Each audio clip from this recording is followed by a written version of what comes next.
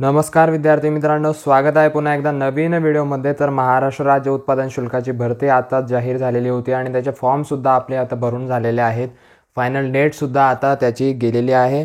तर त्या बाबतीत एक महत्त्वाचं प्रसिद्धीपत्रक त्यांनी आता जाहीर केलं आहे आणि नेमकं त्या प्रसिद्धीपत्रकात काय सांगितलेलं आहे तेच आपण बघणार आहोत। नेमकं डेट वाढलेली आहे की काय झालं आहे ते आपण प्रसिद्धीपत्रक आज आपण बघणार आहोत।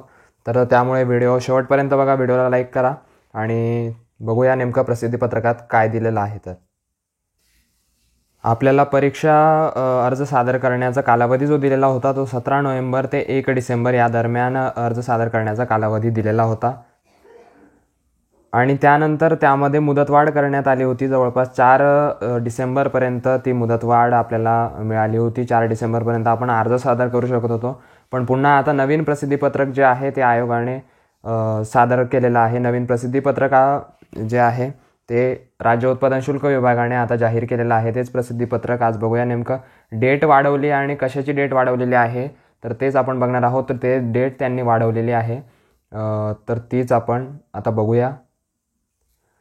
तर आपण इथे बघू शकतो आपल्यासमोर जे प्रसिद्धीपत्रक आहे, जाहिरात प्रसिद्धीपत्रक ते आहे इथे आणि आपण याच्यावर डेटसुद्धा बघू शकतो आहे। तर 12 डिसेंबरचं म्हणजेच आजचंच हे प्रसिद्धीपत्रक इथे आपल्यासमोर आहे आणि ते आपण बघू शकतो आहे की इथे आपल्याला जे आहे अर्ज वगैरे दिलेले आहे। तर राज्य उत्पादन शुल्क विभागातील लघुलेखक निम्न श्रेणी 5 पदे, लघुटंकलेखक 18 पदे आणि जवान 568 पदे, जवानी वाहन चालक 73 पदे, चपराशी 53 पदे या संवर्गातील सरळ सेवेची रिक्त पदे भरण्याकरता 17 नोव्हेंबर 2023 रोजी जाहिरात प्रसिद्ध करण्यात आली होती। परंतु ज्या उमेदवारांनी यापूर्वी स्थगित करण्यात आलेल्या 30 मे 2023 रोजीच्या जाहिरातीनुसार परिपूर्ण अर्ज भरून परीक्षा शुल्क अदा केलेले आहे त्यांनाच 17 नोव्हेंबर 2023च्या जाहिरातीस अनुसरून त्यांच्या अर्जात दिनांक 6 डिसेंबरपर्यंत सकाळी 11 पासून ते 8 डिसेंबरपर्यंत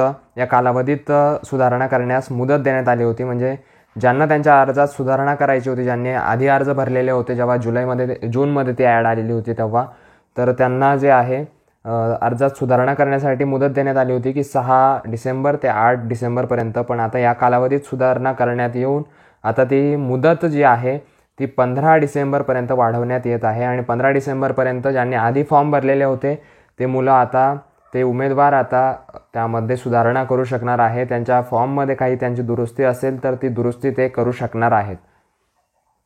तर अशा आशयाचं हे प्रसिद्धीपत्रक जे आहे ते राज्य उत्पादन शुल्क विभागाने जाहीर केलं आहे आणि आता आपण बघूया नेमकं परीक्षा कधी होऊ शकतात आणि त्याचं एक्सपेक्टेड डेट काय आहे, जाहिरातीनुसार काय डेट असू शकते जेव्हा परीक्षा ह्या होऊ शकतात।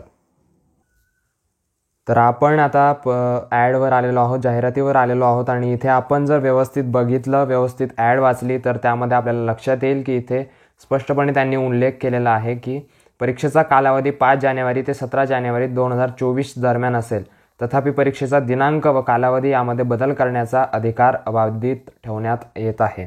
म्हणजे 5 जानेवारी ते 17 जानेवारी या दरम्यान परीक्षा होण्याची दाट शक्यता आहे आणि अजून एका परीक्षेचं जे वेळापत्रक आहे ते आता जाहीर झालेलं आहे, ते सुद्धा लवकरच कळेल। आपल्या टेलिग्राम चॅनलला सुद्धा उपलब्ध असेल, ते सुद्धा तुम्हाला व्हिडिओच्या माध्यमातून सांगण्यात येईल नेमकं टाईमटेबल काय असेल। तर नवीन काही अपडेट असेल तर तुमच्यापर्यंत नक्की पोहोचवल्या जातील। व्हिडिओ आवडला असेल तर लाईक नक्की करा।